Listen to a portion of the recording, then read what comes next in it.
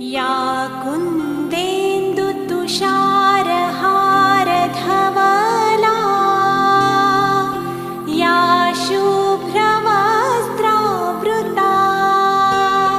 या वीणावरदण्डमण्डितकरा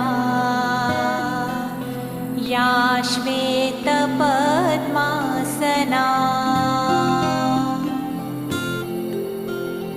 या ब्रह्माच्युतशङ्कर प्रभृति